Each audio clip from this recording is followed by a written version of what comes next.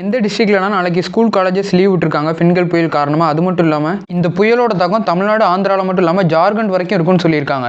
எந்தெந்த மாநிலங்களில் எந்த அளவுக்கு இதோட தாக்கம் இருக்குன்னு தெரிஞ்சுக்கிறதுக்கு முன்னாடி இந்த மாதிரி டிஃப்ரெண்டான இன்ஃபர்மேஷன் இல்லை கரண்ட் அஃபேர்ஸ் தெரிஞ்சுக்க சேனல் சப்ஸ்கிரைப் பண்ணிடுங்க.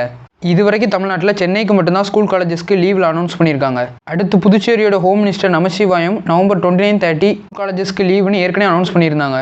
இப்போ இந்த புயல் ஏற்கனவே வானிலை ஆய்வு மையம் சொன்ன மாதிரியே காரைக்காலுக்கும் மகாபலிபுரத்துக்கும் இடையில தான் கரையை கிடக்க போகுது. இந்த புயல் 70லேருந்து 90 கிலோமீட்டர் வேகத்தில் மகாபலிபுரத்துக்கும் காரைக்காலுக்கும் இடையில கரையை கிடக்கும்னு சொல்லியிருக்காங்க இந்திய வானிலை ஆய்வு மையம். இதுக்கு முன்னாடி இந்திய வானிலை ஆய்வு மையம் இந்த புயலை பற்றி பேசும்போது நவம்பர் 30 அன்னைக்கு காலையிலேயே இது கரையை கிடக்கும்னு சொன்னாங்க. ஆனால் இப்போ இந்திய வானிலை ஆய்வு மையம் இதை பற்றி பேசும்போது நவம்பர் 30 மதியம் இல்லை சாயங்காலம் கரையை கிடக்கிறதுக்கு நிறையவே வாய்ப்புகள் இருக்கதா சொல்லியிருக்காங்க.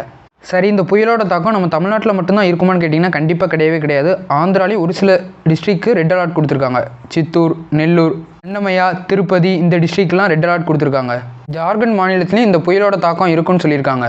மிகப்பெரிய அளவில் ஜார்க்கண்டில் மழை இல்லாட்டியும் பரவலாக மேகமூட்டம் இருக்குன்னு சொல்லியிருக்காங்க. நம்ம தமிழ்நாட்டில் புதுச்சேரி, காரைக்கால், செங்கல்பட்டு, விழுப்புரம், கடலூர், மயிலாடுதுறை, திருவாரூர், நாகப்பட்டினம் இந்த மாவட்டங்களுக்குலாம் ரெட் அலர்ட் கொடுத்துருக்காங்க. இந்த புயல் நவம்பர் 30 கரையை கடந்தாலும் இதோட தாக்கம் அடுத்த 2-3 நாளைக்கு இருக்குன்னு சொல்லியிருக்காங்க. இப்போ பிரசிடென்ட் திரௌபதி முர்மு 3 நாள் சுற்றுப்பயணமாக நம்ம தமிழ்நாட்டோட ஊட்டிக்கு வந்திருக்காங்க. 3 நாட்கள் ஊட்டியோட ராஜ்பவனில் தங்கி அங்கே நிறைய மீட்டிங்ஸ் அட்டென்ட் பண்ணுறாங்க. ஊட்டியில் இருக்க வெலிங்டன் ஆர்மி ட்ரைனிங் கேம்பில் நடந்த ஒரு சில நிகழ்வுகளை பார்ட்டிசிபேட் பண்ணியிருக்காங்க. இதெல்லாம் முடிச்சுட்டு November 30 CUTN central university of தமிழ்நாடுன்னு சொல்லுவாங்க. இது திருவாரூரில் இருக்குது.